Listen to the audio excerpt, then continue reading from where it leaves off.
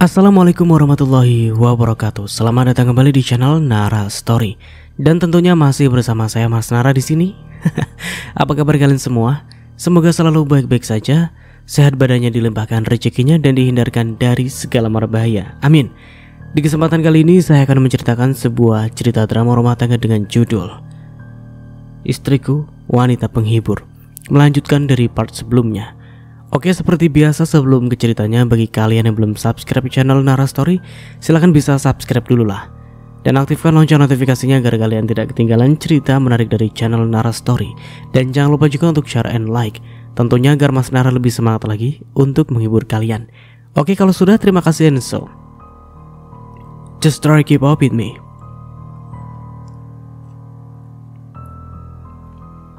Aksan terdiam sejenak, lalu mengangguk pelan.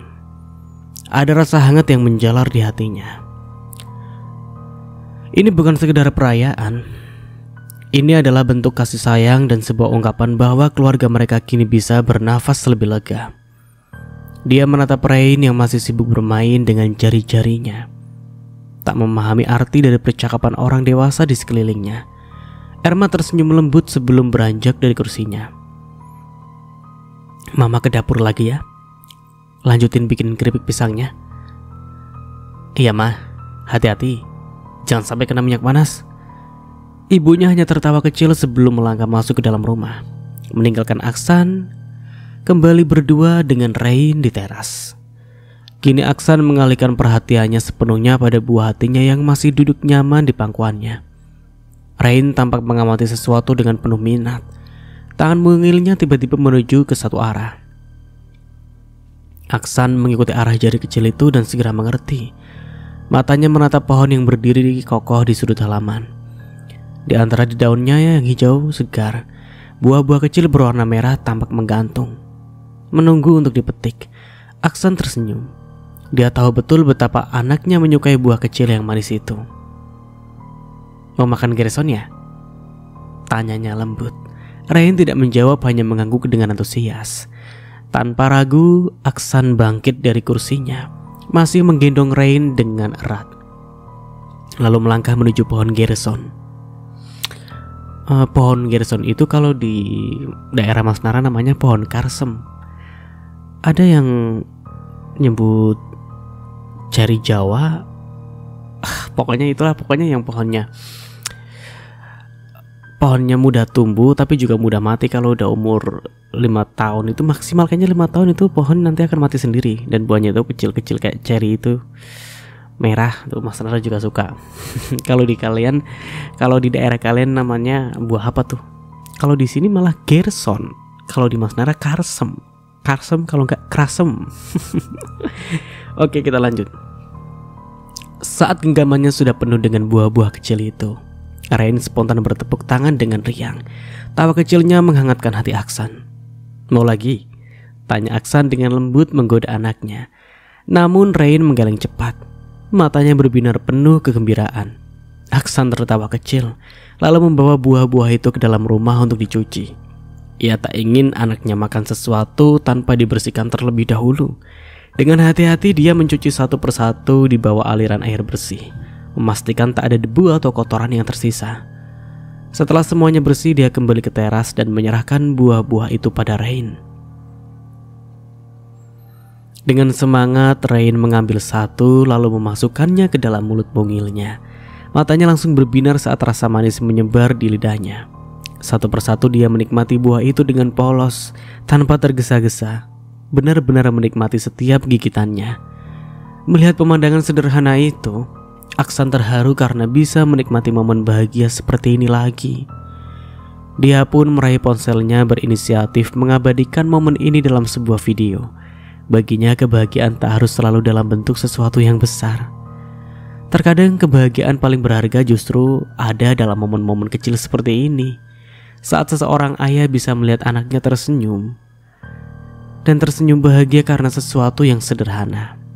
Rain masih asyik menikmati buah gerson yang tadi dipetik ayahnya. Sementara Aksan duduk santai di kursi kayu, sesekali mengusap kepala anaknya dengan penuh kasih. Di tengah kebahagiaan kecil mereka seketika terusik oleh suara langkah kaki yang mendekat. Aksan menoleh dan mendapati seseorang yang tidak asing baginya. Bian, sepupunya itu berdiri di depan pagar dengan senyum khasnya. Tangannya diselipkan ke saku celana dan tatapan matanya yang selalu membawa ketenangan. Bian, apa kabar kak? Kayaknya makin cerah aja mukanya, godanya dengan ringan. Aksan tertawa kecil kemudian mempersilahkan Bian duduk. Namun perhatian Bian justru langsung tertuju pada Rain yang masih sibuk dengan buah gersonnya. Rain, sini sama Om Bian, panggilnya dengan suara riang. Rain mengangkat wajahnya yang masih belepotan sisa buah, menatap tamu baru dengan tatapan polosnya. Bian tertawa, lalu dengan gemas mencubit pipi tembem bocah kecil itu. Tak berhenti di situ, dengan usil dia mengambil salah satu buah gerson dari genggaman Rain, pura-pura ingin memakannya. Rain yang awalnya terkejut kini merajuk kecil. Ih, Om Nakai, protesnya dengan bibir manyun. Om bercanda sayang, makan lagi sana, biar tambah gemuk, ujarnya sambil mengusap kepala bocah itu. Aksan hanya tersenyum melihat interaksi mereka. Dia tahu betul bahwa Bian memang sangat menyukai anak kecil. Setelah obrolan ringan dan canda gurau, Aksan menoleh pada Bian. Di sini aja dulu Bi, Mama lagi bikin keripik pisang coklat. Keripik pisang coklat, enak tuh. Ya udah Bian di sini dulu aja deh. Mereka pun kembali duduk santai menikmati semilir angin sore yang semakin menenangkan. Tak butuh waktu lama sebelum obrolan mulai mengarah ke kehidupan Aksan sekarang. Gimana kabar kakak sama anak-anak sekarang? Udah tenang? Tanyanya tak lain ada maksud tertuju kepada Erin. Hari ini kakak baru saja resmi bercerai. Serius kak? Akhirnya juga ya? Bian bukannya senang karena rumah tangga kakak bubar, tapi karena kakak akhirnya terbebas. Anak-anak juga akhirnya lepas dari perempuan jahat itu, yang bisanya cuma manfaatin doang. Kakak juga ngerasa begitu Bi. Akhirnya bisa fokus buat anak-anak tanpa ada beban yang bikin hati terbebani. Bagus, kakak pantas dapat hidup yang lebih baik. Kakak itu orang baik, dan kakak berhak bahagia tidak dengan perempuan itu. Sekedar lagi, sekitar.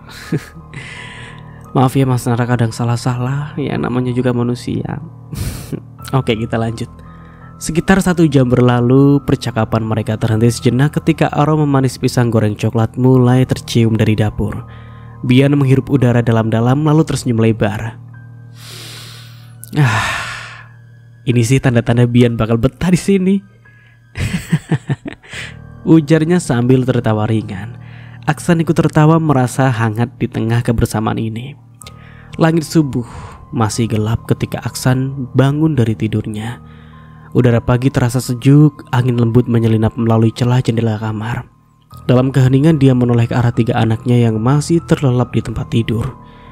Dengan langkah hati-hati, Aksan bangkit, dia merapikan selimut anak-anaknya sebelum beranjak menuju ke dapur. Tanpa perlu menunggu lama, dia segera memanaskan air untuk membuatkan susu hangat. Dia tahu sebentar lagi anak-anaknya akan terbangun dan meminta sarapan. Sementara menunggu air mendidih, dia mulai menyiapkan bahan-bahan untuk membuat bubur ayam. Dia ingin pagi ini anak-anaknya makan makanan yang hangat dan bergizi. Tak butuh waktu lama, aroma kaldu ayam yang sedap mulai menyebar ke seluruh rumah. Tak lupa juga Aksan menambahkan topping sayuran ke dalam bubur. Tak butuh waktu lama, aroma kaldu ayam yang sedap mulai menyebar ke seluruh rumah. Perlahan suara kecil mulai terdengar dari kamar. Rain si bungsu terbangun lebih dulu. Matanya yang masih mengantuk mencari sosok ayahnya. Pagi nak, Papa buat susu dulu ya, katanya dengan lembut. Rain hanya mengangguk kecil menempelkan kepalanya di bahu Aksan. Tak lama 2 anak lainnya pun mulai terbangun. Mereka menggeliat di tempat tidur, mengucek mata kecil mereka sebelum akhirnya menghampiri Aksan yang kini sudah menyiapkan 3 gelas susu hangat di meja. Ayo nak, diminum dulu susunya keburu dingin, ujar Aksan sambil menyerahkan gelas-gelas itu satu persatu. Anak-anak dengan patuh menerima dan mulai menyeruput susu mereka dengan tenang. Sekitar 15 menit kemudian, Bubur yang tadi masih setengah matang kini siap disantap. Aksan mulai menyuapi mereka bubur ayam yang baru saja selesai dimasak. Dia sabar menunggu anak-anaknya mengunyah, meniupkan sesendok bubur yang tidak terlalu panas, dan sesekali mengelap sisa makanan di sudut bibir mereka. Pemandangan pagi itu begitu hangat, penuh kasih sayang. Berbeda dengan Erin dulu, hanya menyiapkan makanan yang dimasak oleh mertuanya, lalu hanya menyuap Rain saja. Itu pun sambil bermain gawainya. Dari balik dapur, Erma diam-diam mengamati. Dia takjub melihat betapa telatennya Aksan mengurus anak-anaknya. Tak ada keluhan, tak ada rasa terbebani, semua dilakukan dengan ketulusan yang begitu nyata. Di saat Aksan sudah sibuk sejak subuh, mantan istrinya itu masih terlelap hingga matahari meninggi. Jika Erin masih tinggal di rumah ini, pasti anak-anak akan dibiarkan menangis kelaparan sampai nenek mereka yang turun tangan mengurus mereka. Erma menghela nafas panjang. Dia semakin yakin bahwa perceraian adalah keputusan terbaik untuk Aksan. Setidaknya sekarang mereka mendapatkan kasih sayang yang utuh dari seorang ayah yang benar-benar mencintai mereka, bukan dari seorang ibu yang hanya menganggap keberadaan mereka sebagai beban. Setelah memastikan anak-anaknya kenyang, Aksan segera mengajak mereka mandi. Satu persatu dia mandikan dengan sabar, menggosok tubuh mereka dengan lembut, memastikan mereka bersih dan segar. Setelah selesai, dia mengenakan pakaian bersih untuk mereka dan menata rambut mereka dengan rapi. Erma tersenyum melihat pemandangan itu. Dia lalu menghampiri Aksan dan berkata, "Kamu ayah yang luar biasa, nak. Mama bangga." Mereka segalanya buat aku, mah. Mengurus mereka bukan beban, tapi kebahagiaan. Bahkan Aksan rela bekerja dengan gaji kecil asal bisa melihat mereka setiap hari. Erin saja yang memaksa Aksan merantau. Rupanya ada udang di balik batu. Dia pergunakan kesempatan itu untuk bermain dengan pria lain. Ia mengepalkan kedua tangannya. Matanya membara dan dadanya naik turun menahan nafas yang semakin berat. Mengingat bagaimana Erin memperlakukannya selama ini membuat darahnya mendidih. Dia mengorbankan segalanya untuk wanita itu. Tenaga, waktu, bahkan harga dirinya hanya untuk akhirnya diinjak-injak dan diperlakukan seperti tidak berharga. Aksan bodoh. Aksan gila. Kenapa dulu begitu buta ya? Kenapa sampai diperbudak oleh perempuan seperti itu? Suara Aksan terdengar penuh kemarahan. Erma yang sejak tadi berdiri saja lalu mendekat. "Nak, sudah. Jangan biarkan kemarahanmu membuatmu hilang kendali. Kamu sudah bebas. Kamu sudah terlepas dari Erin." Iya, apa yang dikatakan mamanya benar. Dia sudah terbebas. Erin bukan siapa-siapa lagi baginya. Sejenak sunyi menyelimuti. Angin bertiup lembut dari arah pintu membawa sedikit ketenangan setelah gelombang kemarahan tadi. Namun Erma masih menyimpan kegelisahan lain dalam hatinya. Dia ragu-ragu mengatakan ini, tapi pada akhirnya Aksan harus tahu. "Nak, Mama mau tanya soal pekerjaanmu. Kamu sudah ada rencana cari pekerjaan baru?" "Bukannya Mama ingin menekanmu, tapi jujur saja pengeluaran kita semakin menipis. Selama ini kebutuhan cucu-cucu Mama terhalangi dari gaji papamu. Tapi kan kamu tahu sendiri, gaji papa tidak besar. Jika gaji papa lebih baik, Mama tidak akan menuntutmu untuk segera bekerja." Suara Erma berucap dengan lembut. Dia tidak ingin membebani Aksan lebih jauh, tetapi kenyataan tetap harus dihadapi. Mereka tidak bisa terus bergantung pada penghasilan ayahnya yang pas-pasan. Aksan menatap ibunya lalu menunduk dalam diam. Tak sedikit pun marah dengan itu, justru merasa bersalah dan hanya memberi beban saja. Dia tahu ibunya tidak meminta ini jika bukan karena keadaan yang mendesak. Perasaan bersalah mulai merayapi dirinya. Sudah cukup banyak beban yang dipikul orang tuanya akibat pernikahannya yang berantakan. Dia pikir lagi pula permasalahan dengan Erin sudah selesai. Sekarang sudah waktunya bangkit kembali mencari pundi-pundi uang untuk memenuhi segala kebutuhan anak-anaknya. Siang hari pukul 14.25, Aksan berjalan menyusuri trotoar dengan nafas yang mulai berat. Langkahnya masih tegap, Meski rasa perih mulai menjalari betisnya akibat berjalan terlalu lama di bawah terik matahari, kaos yang ia kenakan telah basah oleh keringat yang menempel di punggungnya, membuat gerahnya semakin terasa. Namun dia tidak peduli. Satu demi satu toko dan perusahaan kecil dia datangi. Setiap papan pengumuman yang bertuliskan dibutuhkan karyawan menjadi tujuan langkahnya. Setiap kali melihatnya, harapan kecil menyelinap di hatinya, berharap mungkin kali ini dia akan diterima. Namun, jawaban yang ia terima selalu saja sama. "Maaf, kami mencari karyawan yang memiliki gelar sarjana. Maaf, kami butuh yang sudah berpengalaman."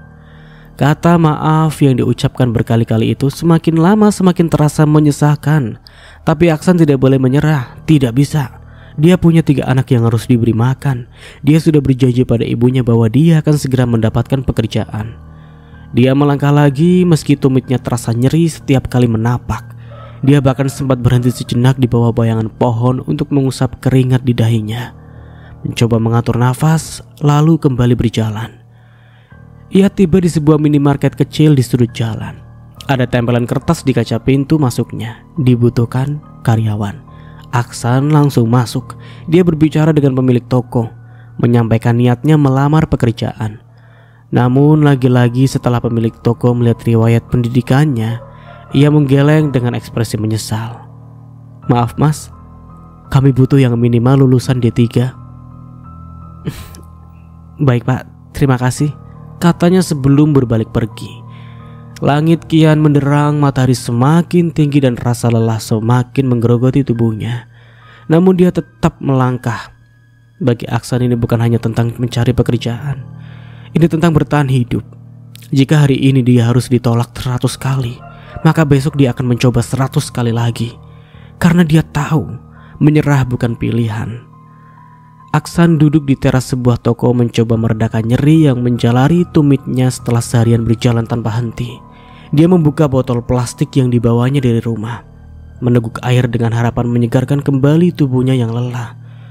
Matanya menyapu sekitar mencari-cari kemungkinan lowongan pekerjaan yang mungkin terlewatkan. Dia duduk sambil melihat lalu lalang orang-orang yang beraktivitas dan berbelanja di toko sekitar. Dia bingung harus kemana lagi. Sebab semua toko di sekitar sini sudah dia kunjungi dan semua menolak dengan alasan masing-masing. Kembali Aksan memfokuskan pandangan, mencari tulisan yang akan mengantarkannya pada sebuah pekerjaan. Namun bukannya menemukan peluang kerja, matanya justru tertuju pada sebuah kejadian yang tak biasa. Jantung Aksan seakan berhenti berdetak. Matanya terpaku pada stroller bayi yang perlahan bergerak sendiri dari bahu jalan menuju tengah jalan raya. Angin bertiup pelan, seolah hanya mempercepat laju stroller itu, mengarah tepat ke jalur kendaraan yang padat. Di depan sana truk besar mendekat dengan kecepatan yang stabil. Suara mesinnya menggeram di kejauhan. Aksan melirik ke kiri melihat seorang pria dewasa kisaran umur 30 tahun ke atas yang sibuk menempelkan ponsel ke telinganya. Tatapan pria itu kosong, sepenuhnya fokus pada percakapan, sama sekali tidak menyadari bahwa bayinya sedang dalam bahaya. Aksan kembali melihat ke arah stroller. Waktu seakan melambat. Dia menunggu seseorang berteriak, seseorang yang peduli, seseorang yang berlari untuk menyelamatkan bayi itu. Namun tidak ada satupun orang di sekitar yang bereaksi. Tanpa pikir panjang dia bangkit dari duduknya. Kedua kakinya langsung melesat, memaksa dirinya berlari sekencang mungkin. Map coklat yang sedari tadi dia genggam kini remuk dalam cengkramannya. Ujung-ujung kertas di dalamnya koyak. Tetapi dia tidak peduli. Dia hanya punya satu tujuan. Stroller itu semakin mendekati tengah jalan. Dan di saat yang sama, klakson truk meraung begitu keras, memecah suasana. Beberapa orang di sekitar spontan menutup telinga, tersentak oleh suara memegahkan itu, termasuk pria yang sedang menelpon. Pria itu akhirnya menoleh. Matanya membelalak saat melihat stroller bayi yang terus menuju ke tengah jalan. Wajahnya langsung pucat pasi, tapi tubuhnya seolah membeku, tidak tahu harus berbuat apa. Namun di situ Aksan tidak berhenti. Jarak antara stroller dan truk semakin menipis. Dengan nafas yang memburu dan kaki yang terasa seperti terbakar, Aksan melompat ke depan, mengulurkan tangannya sejauh mungkin. Ujung jemarinya hampir menyentuh pegangan stroller sedikit lagi, hanya sedikit lagi. Truk semakin dekat, bunyi klakson semakin menggema. Dan tepat saat roda depan stroller hampir memasuki jalur kendaraan, Aksan berhasil meraihnya. Tangannya mencengkeram kuat pegangan stroller, lalu menariknya dengan sekuat tenaga. Stroller itu berguncang hebat, hampir terbalik, tetapi Aksan berhasil menahannya. Hanya beberapa meter saja dari roda raksasa truk yang hampir menghancurkan segalanya. Jantung Aksan berdegup kencang, nafasnya pun tersengal-sengal. Sekujur tubuhnya berkeringat, tetapi dia tetap memastikan bayi di dalam stroller aman. Bayi itu menatapnya dengan mata bulat, masih berusaha mencerna apa yang terjadi. Bila betapa dekatnya dia dengan bahaya yang mengancam nyawanya. Suasana mendadak hening, lalu terdengar suara benda jatuh. Aksan menoleh ke samping, melihat pria yang tadi menelpon kini menjatuhkan ponselnya. Wajahnya penuh ketakutan, kedua tangannya gemetar. Dengan langkah terburu dia menghampiri stroller, menatap bayi itu dengan mata yang nyaris berkaca-kaca. Barulah terdengar suara tangis bayi yang kencang. Mungkin bayi mungil itu baru sadar berada di situasi yang menegangkan. Tadi juga Aksan sempat mengguncang hebat keretanya. Mungkin itu yang membuat bayi terdiam kebingungan. Baru sesaat menangis setelah menyadarinya. Pria dewasa itu merentangkan kedua tangan sigap menggendong bayinya yang tengah menangis ketakutan. Baru kemudian pria itu menoleh ke Aksan. Wajahnya masih pucat, bibirnya terbuka, tetapi tidak ada kata-kata yang keluar. Sementara Aksan hanya berdiri di sana, masih memegang erat stroller. Dadanya naik turun, adrenalinnya masih mengalir deras di dalam tubuhnya. Ini untuk kedua kalinya Aksan merasa bertarung dengan maut.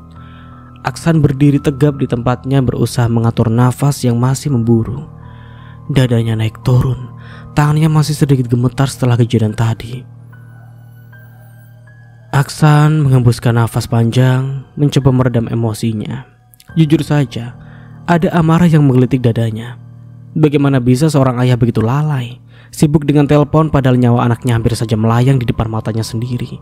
Jika dia terlambat sedetik saja, stroller itu bisa saja sudah berada di bawah ban truk yang melaju dengan kencang tadi. Pak, lain kali tolong lebih hati-hati menjaga anak. Apalagi di tempat ramai seperti ini. Jalanan bukan tempat yang aman untuk meleng sedikit pun. Kalau bukan saya yang melihat, kalau tidak ada yang peduli, mungkin anak bapak sudah. Aksan sengaja tidak menyelesaikan kalimatnya. Dia tidak ingin terdengar kejam, tapi pria itu pasti mengerti maksudnya. Saya benar-benar minta maaf, Mas. Saya terlalu fokus dengan pekerjaan, sampai tidak sadar kalau stroller anak saya bergerak sendiri. Terima kasih. Terima kasih banyak. Saya lalai. Terima kasih banyak sudah menyelamatkan anak saya. Aksan hanya mengangguk kecil. Dia memahami, tetapi tetap saja hal ini tidak seharusnya terjadi. Namun dia memilih tidak memperpanjang lagi. Dia bukan tipe orang yang suka menghakimi terlalu lama. Yang terpenting bayi itu selamat. Kalau begitu saya pamit dulu, Pak, ujar Aksan menyesuaikan posisi map coklat di tangannya yang sudah sedikit kusut. Dia berbalik siap untuk kembali melanjutkan langkahnya mencari pekerjaan. Tumitnya masih terasa nyeri, tubuhnya masih kelelahan, tapi dia tidak boleh menyerah. Namun baru beberapa langkah berjalan, suara pria itu kembali memanggilnya. Mas. Aksan menoleh melihat pria itu kini menatapnya dengan ekspresi penuh pertimbangan. Maaf, tapi apakah Mas sedang mencari pekerjaan? Iya, Pak. Saya memang sedang mencari pekerjaan. Oh, ya. Kebetulan toko saya baru dibuka di area dekat pasar. Butuh karyawan sebagai kepala gudang. Aksan menatap pria itu dengan mata sedikit melebar. Mungkinkah ini jawaban dari perjuangannya hari ini? Pria itu kembali melanjutkan ucapannya. Tapi, apakah Mas bersedia? Secara Mas ini pekerja kantoran, gak sebanding sama lowongan saya yang hanya karyawan biasa. Aksan terkesiap. Matanya melebar seketika. Seakan-akan udara yang sempat terasa berat kini berubah lebih ringan, lebih lapang. Kabar itu seperti angin segar di tengah perjalanannya yang penuh penolakan. Dia tidak peduli pekerjaan apa yang ditawarkan. Yang terpenting adalah ia bisa bekerja, dia bisa mendapatkan penghasilan, dan dia bisa memastikan anak-anaknya tidak kekurangan. "Saya bersedia, Pak. Saya sangat bersedia," ucapnya tanpa ragu, suaranya mengandung semangat yang begitu tulus. Wajahnya yang tadi kelelahan kini berubah penuh harapan. Dia bahkan rela jika harus bekerja berat sekalipun. Bahkan jika pekerjaannya mengharuskannya ke tambang di perantauan, dia tetap akan menerima. Tapi jika bisa bekerja di tempat yang dekat dengan anak-anaknya, itu jauh lebih baik. Tidak ada yang lebih ia inginkan selain tetap bisa melihat anak-anaknya tumbuh, menyaksikan mereka tersenyum setiap hari, memastikan mereka tidur dengan perut kenyang dan hati bahagia. Pria di hadapannya tersenyum melihat reaksi Aksan. Dia mengangguk lalu menepuk bahu Aksan dengan ramah. "Syukurlah. Saya pikir Mas akan menolak, merasa tidak setara dengan pekerjaan biasa ini. Kalau begitu datang besok ke toko saya. Hari ini saya belum bisa karena masih ingin membeli beberapa perlengkapan untuk toko saya. Ini alamat toko saya. Datang saja jam 9 pagi. Paparnya lalu menyerahkan sebuah kartu berisi nama toko lengkap dengan alamatnya. "Tentu, Pak. Terima kasih banyak. Terima kasih banyak." Langkahnya terasa lebih ringan saat dia melanjutkan perjalanan pulang. Hari ini meskipun kelelahan, dia membawa pulang harapan. Tidak ada lagi kebimbangan, tidak ada lagi kekhawatiran akan besok. Dia sudah menemukan jalannya. Alhamdulillah Aksan dapat pekerjaan ya. Mas Nara yang belum dapat pekerjaan udah muter-muter. Astagfirullahaladzim. Oke, kita lanjut. Aksan melangkah masuk ke dalam rumah dengan perasaan yang begitu ringan. Udara sore yang sejuk menyambutnya. Angin lembut berhembus dari jendela yang terbuka. Di dalam rumah ibunya Erma sudah menunggunya dengan tenang. Di atas meja ruang tamu sudah tersaji sepoci teh hangat dan sepiring kue basah. "Sudah pulang?" Aksan tersenyum melebar, mengangguk sebelum meletakkan map coklat yang tadi sempat kusut akibat insiden di jalan tadi. Dia lalu duduk di kursi kayu beralaskan anyaman rotan, merasakan kenyamanan rumah setelah seharian berkeliling kota. "Ibu sudah siapkan teh. Minum dulu sana biar segar." Aksan menerima dengan senang hati.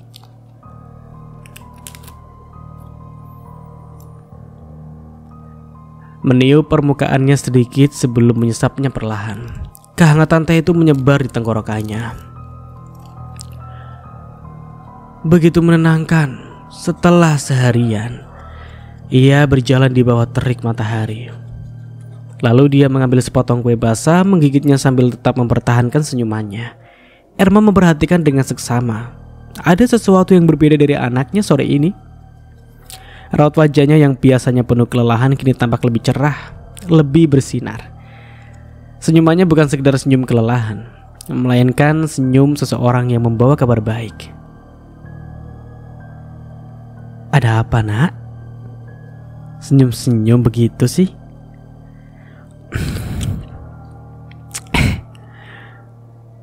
"Akhirnya mah Aksan dapat pekerjaan." Sejenak Erma terdiam, matanya berkaca-kaca. "Alhamdulillah, Nak," ucapnya pelan penuh haru. Dari dalam kamar Abdul keluar dengan langkah mantap. Wajahnya masih sedikit lelah setelah seharian bekerja. Namun begitu mendengar percakapan antara istri dan anaknya, dia langsung beranjak dari kasurnya dan ingin mendengar kabar membahagiakan ini. "Apa tadi? Aksan sudah mendapat pekerjaan?" tanyanya memastikan suaranya penuh minat. "Iya, Pak. Aksan dapat pekerjaan." Abdul berjalan mendekat lalu duduk di kursi di samping Aksan. Raut wajahnya tak bisa menyembunyikan rasa lega dan bahagia. Dia menepuk bahu anaknya dengan bangga. "Selamat, Nak. Akhirnya dapat pekerjaan juga. Alhamdulillah." "Lalu pekerjaan apa itu, Nak? Di mana? Dan gimana sampai dapat pekerjaannya?" Aksan tertawa kecil lalu meletakkan cangkir tehnya di meja. Dia menarik nafas sebelum mulai bercerita. "Ini agak panjang ceritanya, Mah. Pak. Jadi tadi waktu aku duduk istirahat di depan toko, aku lihat ada stroller bayi yang meluncur sendiri ke tengah jalan. Di depan ada truk yang melaju kencang. Sementara ayah si bayi malah asyik menelpon, gak sadar kalau anaknya hampir tertabrak. Astagfirullah, terus gimana? Ya aku langsung lari pak, gak pikir panjang. Aku tarik stroller itu sebelum truknya sampai. Cuma selisih beberapa meter saja. Kalau telat dikit, aku gak bisa bayangin gimana jadinya. Ya Allah San, itu nyawa anak orang. Untunglah ya, Abdul mengangguk, matanya berbinar melihat keberanian putranya. Itu baru lelaki sejati. Gak semua orang berani ambil tindakan seperti itu nak. Papa salut sama kamu. Nah, gini pak, setelah itu ayah si bayi sadar dan langsung berterima kasih. Terus dia lihat aku bawa map lamaran kerja. Dia tanya aku, lagi cari kerja atau enggak?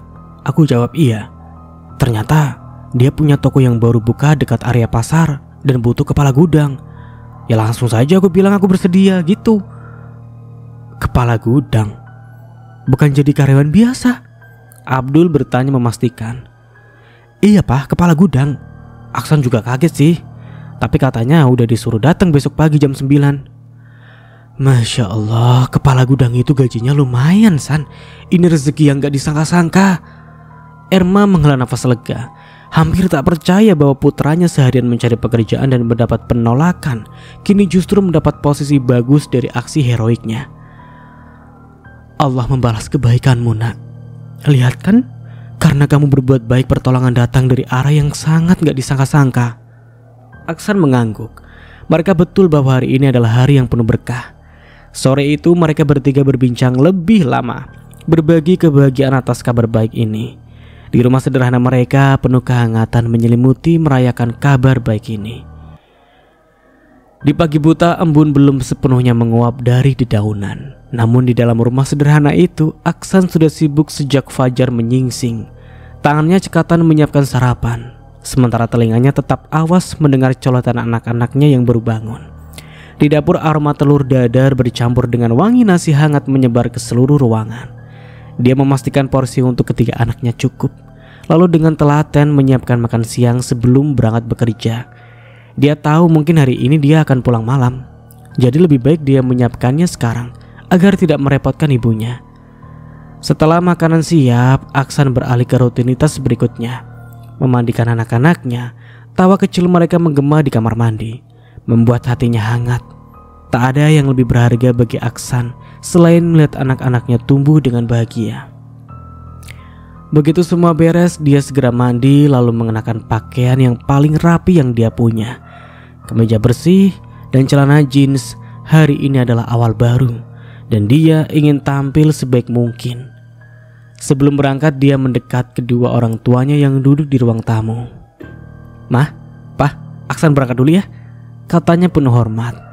Hati-hati di jalan nak, semoga hari pertama kerja lancar, ucap Erma, suaranya penuh doa. Aksan mengangguk lalu berpindah ke anak-anaknya. Dua anaknya yang lebih besar hanya tersenyum dan mengangguk mengerti. Tetapi si bungsu Rain mulai merengek, menggenggam ujung kemeja Aksan seolah tak rela melepaskannya. Papa jangan pergi, celotehnya dengan mata berkaca-kaca. Papa pergi kerja ya nak, buat kamu dan kakak-kakak. Nanti malam papa pulang, kita main lagi ya. Rain masih cemberut, tapi Erma dan kedua kakaknya sigap membujuknya. Tak butuh waktu lama, bocah kecil itu akhirnya mengangguk, meski masih sedikit enggan. Aksan tersenyum lega lalu bangkit dan melangkah keluar. Dengan penuh semangat dan harapan, dia menuju tempat kerja barunya. Udara pagi sudah cukup panas saat Aksan sudah sampai di tempat tujuan. Sudah terlihat kesibukan di dekat pasar. Suara pedagang yang menawarkan dagangan, celoteh pembeli yang menawar harga, serta deru kendaraan yang sesekali melintas menciptakan gambaran khas kawasan pasar. Setiap langkah yang diambil terasa ringan, bukan hanya karena semangat yang membara dalam dadanya, tetapi juga karena keyakinan bahwa hari ini adalah awal yang baik. Dalam hati dia bersolawat, melantunkan doa-doa kecil yang ia yakini akan membuka pintu rezeki dan keberkahan. Sesekali matanya menangkap pemandangan pedagang yang sibuk mengatur barang dagangan mereka. Gerobak sayur-sayur berjejer rapi di tepi jalan. Kios-kios kecil memajang tumpukan buah segar. dan aroma khas rempah-rempah dari pedagang bumbu memenuhi udara. Tak butuh waktu lama, akhirnya dia tiba di depan toko yang dimaksud. Bangunan itu masih terlihat baru, dengan papan nama yang bersih dan cat yang belum pudar. Kini Aksan sudah memasuki toko yang akan mempekerjakannya sebagai kepala gudang. Dia mengucap salam dan terdengar sautan dari dalam. Aksan gegas berjalan ke arah sumber suara, yang dia yakini adalah suara barusan yang terdengar olehnya. "Oh, kamu sudah ada ya?" saut seorang pria yang kemarin hampir kehilangan anaknya. "Iya pak, saya siap bekerja hari ini." "Baguslah, duduk sebentar. Saya ingin bertanya-tanya padamu sebelum langsung kamu mulai bekerja." "Oh tentu pak, saya siap, silakan." Belum juga pertanyaan melayang, seseorang sudah menunjuk Aksan dari arah belakang. "Loh, kamu?" Pria itu mendengus selalu diam sejenak. Tatapannya tajam seolah ingin menyampaikan sesuatu yang tidak ia ucapkan. Aksan yang merasa tidak nyaman akhirnya bertanya, "Kamu siapa? Kita saling kenal." Pria itu tidak langsung menjawab. Dia hanya tersenyum sinis, seakan menikmati kebingungan Aksan. Setelah beberapa detik yang terasa terlalu lama, tanpa menjawab, dia malah berbalik badan dan pergi begitu saja. Aksan mengernyit. Hatinya dipenuhi rasa penasaran sekaligus kesal. Siapa pria tadi? Kenapa dia bertingkah seperti itu? Tak ingin menduga-duga sendiri, Aksan lalu bertanya langsung pada sang pemilik toko. Pak, tadi pria yang baru saja pergi itu siapa ya?" tanyanya. "Oh dia, namanya Reza. Dulu pernah kerja di sini, tapi sudah lama saya berhentikan." Aksan terdiam. Nama itu Reza. Tiba-tiba kepalanya terasa panas, darahnya berdesir cepat. Pemilik toko melanjutkan tanpa menyadari perubahan ekspresi Aksan. "Ya, sekarang dia menawarkan diri untuk kerja lagi, tapi kamu sudah lebih dulu datang ke sini. Jadi saya tidak memanggilnya. Lagi pula saya enggan mempekerjakannya lagi. Dia pernah melakukan kesalahan besar." Aksan mengepalkan tangannya. Sekarang semuanya jelas. Reza lelaki yang selama ini hidup bersama Erin sebelum perceraiannya resmi.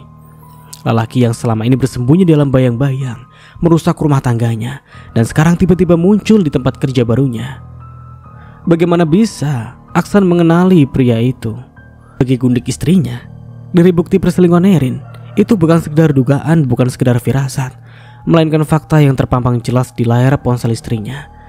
Kala itu hatinya bergetar hebat saat jemarinya menggulir deretan pesan yang terlampau mesra untuk sekedar hubungan pertemanan biasa. Setiap kata yang terbaca seperti pisau yang menyayat kepercayaannya. "Aku kangen. Kapan kita bisa ketemu lagi? Sayang, aku udah gak tahan." Yah, itulah.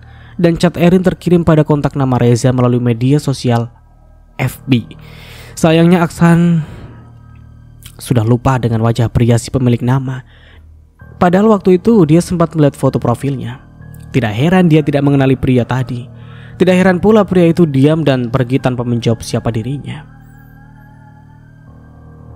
Pemilik toko memperhatikan wajah Aksan yang tampak kosong, seperti seseorang yang sedang terseret ke dalam pusaran pikirannya sendiri. Kau melamun, kenapa? Sebenarnya kau bertanya tentang pria itu. Kau mengenalnya?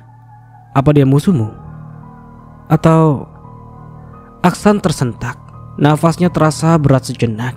Dia ingin bicara, ingin mengeluarkan unek-unek yang menyesakkan dadanya, tapi bibirnya seakan terkunci.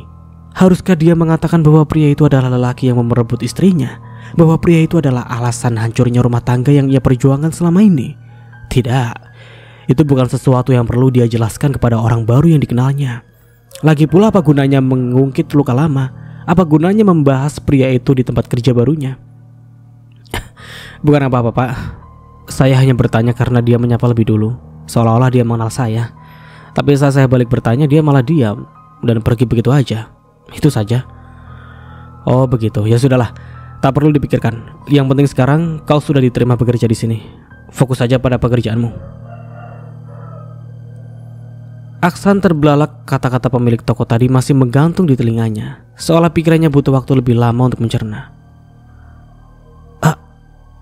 Yang benar pak, apa saya tidak ditanya-tanyai dulu gitu? Tidak diwawancarai, tidak dites dulu? Ini hari pertama saya kesini. Bapak bahkan belum melihat kurikulum vitae saya. Apakah Bapak yakin? Ia menelan ludah, mencoba mencerna keputusan yang begitu cepat. Posisi kepala gudang bukan pekerjaan sepele loh. Ada tanggung jawab besar di sana. Dan Aksan paham betul kalau pekerjaan ini tidak bisa dilakukan sembarangan. Pemilik toko hanya tersenyum, matanya berbinar penuh keyakinan. Sudah, aku percayakan kepadamu. Kalau bukan kamu juga, aku sudah kehilangan anakku. Aksan terdiam. Pemilik toko menarik nafas panjang sebelum melanjutkan.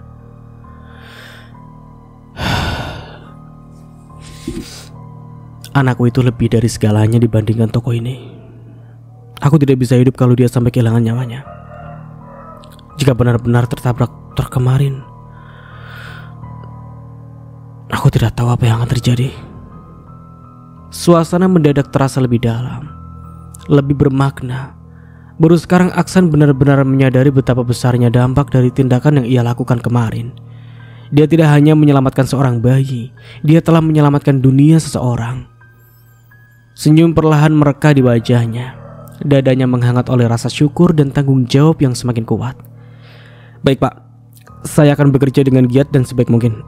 Saya akan menuangkan segala kemampuan saya dalam pekerjaan ini. Saya tidak akan mengecewakan Bapak. Baiklah, baguslah kalau begitu. Saya harap kamu bisa mendedikasikan dirimu sepenuhnya dalam pekerjaan ini. Bekerjalah dengan baik. Kita akan bekerja sama untuk membangun toko ini agar semakin berkembang dan lebih baik lagi. Pemilik toko melanjutkan. Hari ini kamu jangan bekerja dulu. Aku masih ingin mengajarimu beberapa hal. Tidak mudah menjadi kepala gudang. Ada banyak hal yang harus kamu pelajari terlebih dulu. Aku ingin kamu memahami tugas dan tanggung jawabmu dengan baik, agar nanti ketika benar-benar turun ke lapangan, kamu sudah siap dan tidak melakukan kesalahan. Aksan mengangguk penuh rasa hormat. Ada ketenangan yang menjalar di hatinya. Betapa beruntungnya dia mendapatkan atasan seperti ini, yang bukan hanya memberi pekerjaan tapi juga membimbing dengan penuh kesabaran. Ayo ikut aku. Aku akan menunjukkan beberapa hal yang perlu kamu pelajari. Aksan beranjak dari duduknya, berdiri dengan penuh kesiapan. Pemilik toko menunjuk ke beberapa bagian gudang lalu mulai menjelaskan. Lihat, barang-barang ini harus disusun berdasarkan jenis dan tanggal kedatangannya. Yang cepat laku harus diletakkan di tempat yang mudah dijangkau, sedangkan yang lebih jarang terjual bisa ditempatkan di bagian belakang. Kemudian barang-barang yang sudah mudah rusak harus disimpan dengan cara tertentu agar tidak cepat basi atau berjamur. Dan yang terpenting, kita harus menghindari masalah seperti serangan tikus atau barang yang rusak karena terlalu lama tidak terjual. Aksan mendengarkan dengan seksama. Dia benar-benar memperhatikan setiap penjelasan. Tanya mengamati setiap sudut gudang, mencoba memahami tata letak dan sistem penyimpanan yang dijelaskan kepadanya. Pemilik toko mengamatinya dengan kagum. Tidak banyak orang yang benar-benar serius dalam pekerjaan sejak hari pertama. Tapi Aksan berbeda. Dia tidak hanya mendengar tapi juga mencerna, mencatat dan memastikan bahwa dia memahami setiap instruksi dengan baik. Pemilik toko mengangguk mantap. Dia merasa tidak salah memilih orang. Dalam hati dia yakin bahwa Aksan adalah karyawan yang dapat diandalkan. Oke. Di sisi lain, Reza duduk di sofa dengan wajah kesal.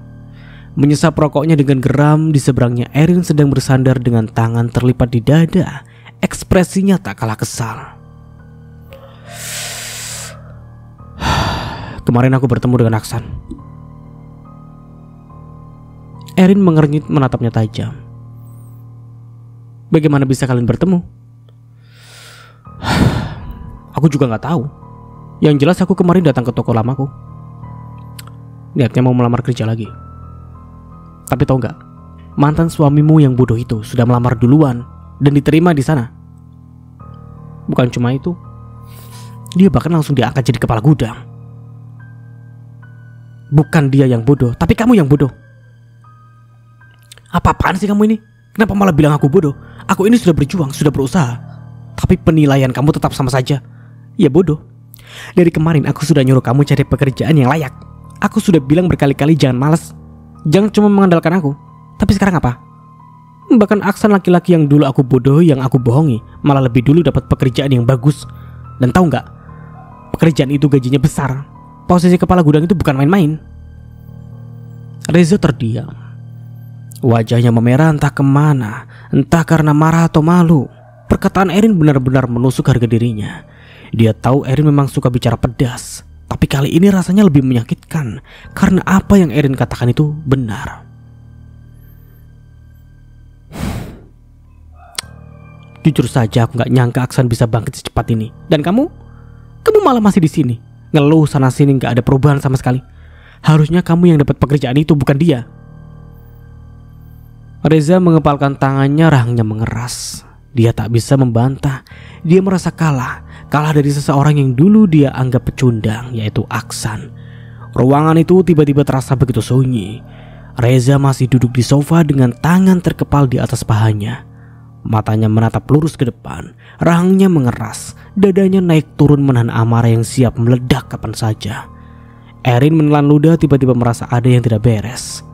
Biasanya Reza akan langsung membalas perkataannya dengan nada tinggi, berdebat tanpa pikir panjang.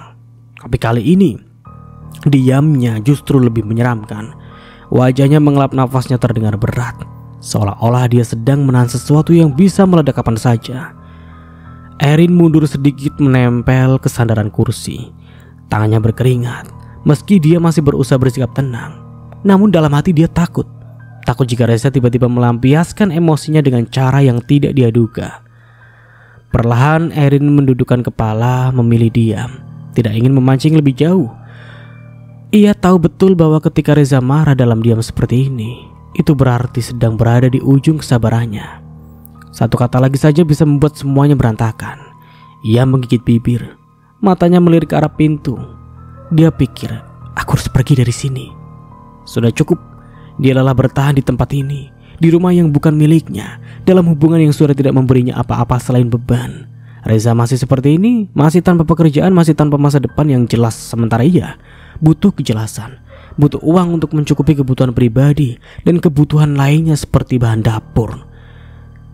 Erin menarik nafas dalam-dalam, keputusan sudah ia buat. Aku akan pulang ke rumah tante, gumamnya dengan tekad yang sudah bulat. Tidak peduli jika para tetangga akan membicarakannya. Tidak peduli jika orang-orang mencibir dan menghakimi keputusannya. Lebih baik dia bekerja sebagai pembantu di rumah orang, mencuci pakaian orang lain, asalkan dia bisa memegang uang sendiri, daripada terkurung bersama lelaki yang tidak punya uang. Lagi pula, bertahan di sini hanya akan membuatnya semakin terpuruk. Dan meminta uang dari Aksan, mustahil. Hak asuh anak sudah sepenuhnya jatuh ke tangan Aksan. Tidak ada lagi yang bisa ia lakukan. Dia sudah muak. Sudah cukup lama dia menunggu, berharap Reza akan berubah, akan berusaha lebih keras untuk mereka. Tapi nyatanya tidak. Aku akan kembali ke rumah tante besok pagi, dan mungkin tidak akan kembali lagi ke sini. Mau kamu setuju atau tidak, aku tetap pergi. Aku sudah lelah hidup seperti ini, mengandalkan belas kasihan orang-orang. Reza yang duduk di seberang hanya bisa menatapnya dengan ekspresi kaget. Kamu gak bisa sabar dikit aja? Aku sudah coba cari kerja, tapi belum dapat panggilan. Sabar, sudahlah. Nampaknya kamu memang tidak serius denganku. Lihat Aksan, dia ditinggal sama aku, anak-anaknya ikut dia. Hidupnya justru lebih baik dari kamu. Sekarang kamu apa? Dan sekarang dia sudah dapat kerja, sementara kamu masih di sini nongkrong gak jelas, makan dari pemberian orang. Aku udah bilang kalau aku dapat kerja tetap dan sudah punya uang, aku bakal nikahin kamu secara siri. Dan jangan bandingkan aku dengan Aksan. Siri? Itu aja yang bisa kamu janjikan. Aku ini butuh masa depan, bukan sekedar janji kosong, Reza. Dalam hati Erin sudah tidak peduli dengan janji-janji manis Reza. Dia sudah bosan, muak. Hubungan ini sudah tidak ada artinya lagi. Dan sejujurnya dia sudah mulai berpikir untuk mencari pengganti. Bukankah dulu banyak pria lain yang lebih mapan, lebih punya uang, lebih menjanjikan, yang sempat menghubunginya saat ia masih bersama Aksan? Sebuah ide muncul di kepalanya, mungkin sudah waktunya menghubungi mereka lagi. Erin menarik nafas panjang lalu bangkit berdiri. Besok aku pergi. Mau kamu terima atau tidak, aku gak peduli. Pagi itu, Erin duduk di kursi belakang mobil rental dengan senyum puas yang terukir di wajahnya. Dengan santai dia menyandarkan tubuhnya menikmati perjalanan menuju ke rumah tantenya. Tidak ada lagi beban, tidak ada lagi Reza yang hanya bisa berjanji tanpa bukti. Mobil yang ia naiki ini dibayar oleh pria lain. Seseorang pria beranak 3 yang masih punya istri pula. Erin, dan sampai di sini dulu ceritanya. Nantikan kelanjutan ceritanya di part berikutnya. Dari saya mohon maaf bila ada salah kata atau dalam penyampaian cerita. Akhir kata, wassalamualaikum warahmatullahi wabarakatuh. Sampai jumpa di video selanjutnya dan kita bertemu lagi di sore hari. And see you, ciao.